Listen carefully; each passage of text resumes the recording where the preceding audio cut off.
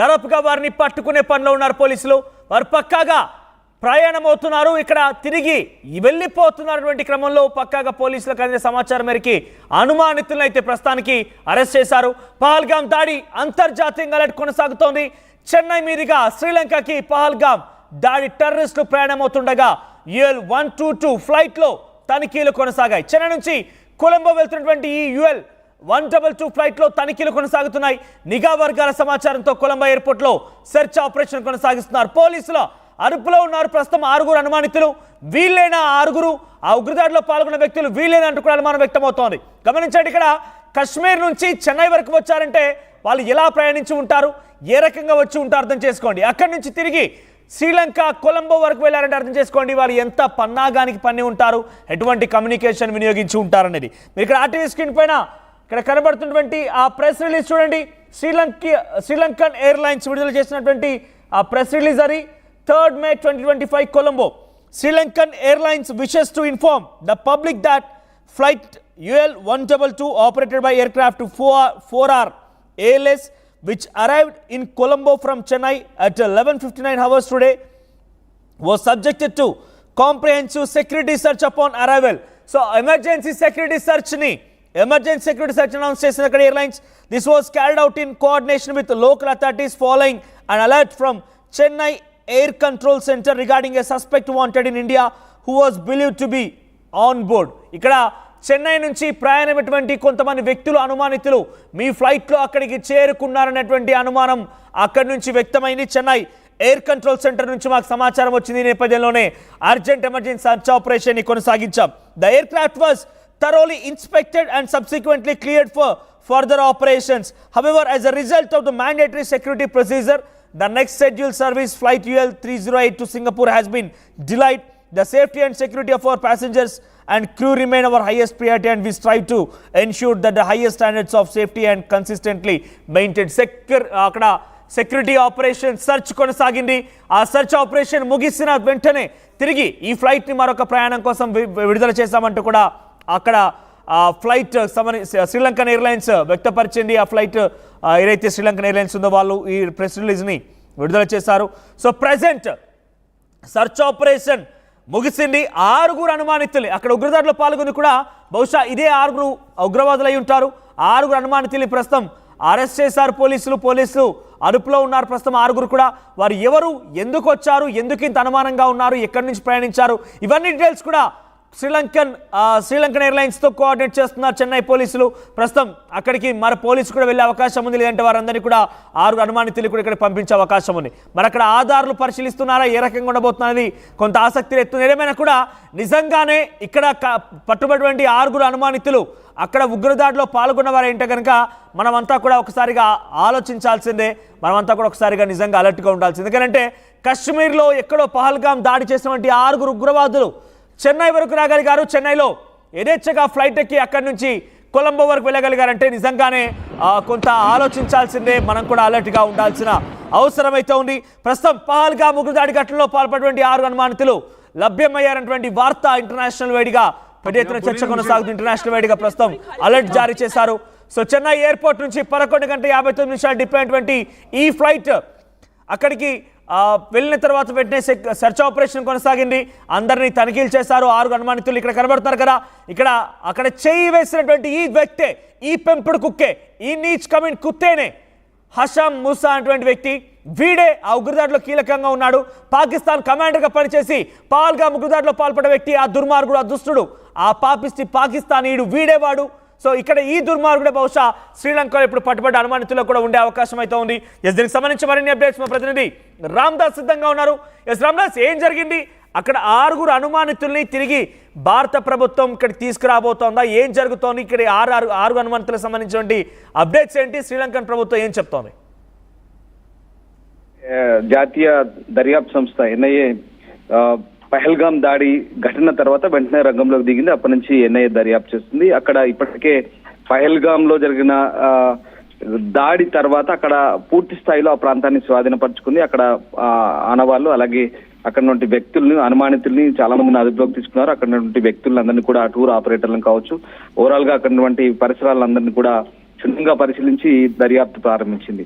So ఇంకా దర్యాప్తు కొనసాగుతోంది. ప్రస్తుతం చాలా సీరియస్ గా ఇన్వెస్టిగేషన్ చేస్తున్నారు. ఇప్పుడు తాజాగా చెన్నై మీదుగా శ్రీలంకకు పహల్గాం దాడి టెర్రరిస్టులు వెళ్లారా అనే అనుమానాలు అయితే వ్యక్తమవుతున్నాయి. ఇది చెన్నై నుంచి కొలంబో వెళ్తున్న UL 122 ఫ్లైట్ లో కొలంబో చేరుకోగానే అక్కడైతే తనిఖీలు చేశారు. అంటే ఇంటెలిజెన్స్ వర్గాల సమాచారంతో కొలంబో ఎయిర్పోర్ట్ లో సెర్చ్ ఆపరేషన్ అయితే కొనసాగింది. సో ప్రస్తుతం 6 అనుమానితులుగా వ్యక్తం చేస్తున్నారు. వీళ్ళు నిజంగా మన భారత్ పహల్గాం దాడిలో పాల్గొన్న తీవ్రవాదుల కాదనేది ఇంకా పూర్తిస్థాయి నిర్ధారణ కాలేదు. వీరిని అనుమానితులుగానే భావిస్తున్నారు. సో 6 ఎందుకంటే పహల్గాం దాడి ఘటనలో పాల్గొన్నది కూడా ఇంతే సంఖ్యలో ఉన్నారని చెప్తున్నారు. కాబట్టి ప్రస్తుతం భారత్ ఇచ్చినటువంటి ఏమైనా ఇంటర్పోల్ ఇచ్చిన సమాచారం మేరకు ప్రస్తుతం 6 అనుమతులైతే అదుపులోకి తీసుకున్నారు. చెన్నై మీదుగా వీళ్ళంతా కూడా శ్రీలంకకు వెళ్ళినట్టుగా తెలుస్తుంది. So Bandar Naik international airport లో చేరుకున్నప్పుడు అక్కడ ముఖ్యంగా చెకింగ్స్ అవుతాయి. అరైవల్ కాగానే ఇంటర్నేషనల్ ఎయిర్పోర్ట్ లో రెగ్యులర్ రొటీన్ చెకింగ్ లో భాగంగా ఇవాళ చేసినటువంటి సెక్యూరిటీ చెక్ లో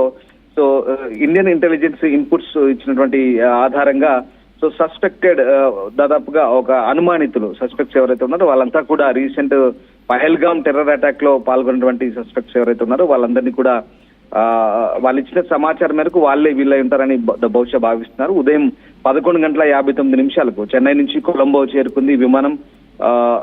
ఇది దాదాపుగా అది UL 122 విమానంగా చెప్తున్నారు. సో ఈ విమానాన్ని ప్రస్తుతం పూర్తి స్థాయిలో అంటే సమగ్ర భద్రత తనిఖీలు చేసిన తర్వాత శ్రీలంక ప్రజలకు కూడా దీనికి సంబంధించి అక్కడ ఒక స్టేట్మెంట్ కూడా ఇచ్చారు.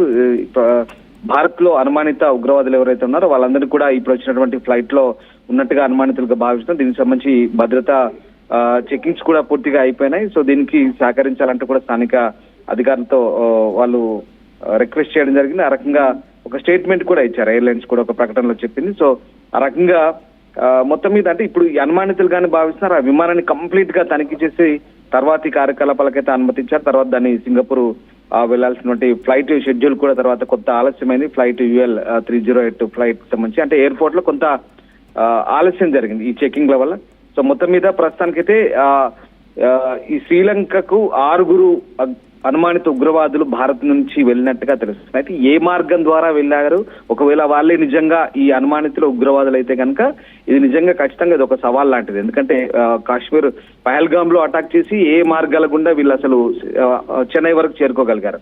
తిరిగి చెన్నై నుంచి అంత ఈజీగా పాస్పోర్ట్లు ఎలా సంపాదించగలిగారు, ఏ పాస్పోర్ట్ల ద్వారా వెళ్ళారు, లేదా ఏ రకంగా వెళ్ళగలిగారు, వీళ్ళకు సహకరించిన వాళ్ళు ఎవరు, ఇదంతా ఏ రకంగా జరిగింది, కొలంబో దాకా ఎలా చేరుకోగలిగారు అన్నది ఇప్పుడు చెన్నైలో డిప్లాయ్ అయ్యారు. చెన్నై నుంచి వాళ్ళు టేక్ ఆఫ్ తీసుకున్నారు ఫ్లైట్ లో అని అంటే వాళ్ళు కాశ్మీర్ పహల్గాం ఉగ్రదాడిలో పాల్గొన్న అనుమానితులు అయితే ఇక్కడి వరకు రాగలిగారంటే నిజంగా ఎంతమంది కళ్ళు గప్పొచ్చారు, ఎటువంటి కమ్యూనికేషన్ వాడుతున్నారంటే ఫస్ట్లీ ఇక్కడ మన పోలీసులను కూడా కొంత ఆలోచించాల్సి అంటే అలర్ట్గా ఉన్నారా లేదా, అసలు వాళ్ళకి ఎంత ఈజీగా మూవ్మెంట్ జరుగుతుందని ఆలోచించాల్సి. ఎందుకంటే వారం రోజుల్లో వారు కాశ్మీర్ నుంచి చెన్నైకి రాగలిగారు, చెన్నై నుంచి వెళ్ళగలిగారు అనేటువంటి నిజంగానే వాళ్ళ అనుమానితులు ఉగ్రవాదులు అయితే ఆలోచించాల్సిన విషయమే.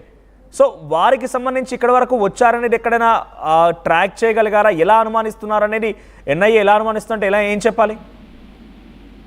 డెఫినెట్ గా ఇప్పుడు 6 అనుమానితులతో ముఖ్యంగా భారత్ ఇచ్చిన మన ఇంటెలిజెన్స్ బ్యూరో ఇచ్చిన ఇన్పుట్స్ ఆధారంగా మన చుట్టుపక్కల పొరుగు దేశాలు కావచ్చు, ప్రధానంగా నేపాల్కు, శ్రీలంకకు, ఇంకా మిగతా పొరుగు దేశాలకు కావచ్చు, అట్లాగే అంతర్జాతీయంగా ఇంకా చాలా దేశాలకు మన ఇంటర్పోల్ సహకారంతో వాళ్ళ అనుమానిత ఉగ్రవాదుల ఆనవాళ్ళు ఏదైతే NIA స్కెచ్ వేసింది దాదాపుగా చాలా మంది అప్పుడు పహల్గాం 22వ తారీఖు నాడు పహల్గాం ఘటన తర్వాత స్థానికులు ఇచ్చిన సమాచారంతో కొన్ని స్కెచెస్ వేశారు. ఆ స్కెచెస్ ని మనం కూడా మన స్క్రీన్ పై చూపించాం.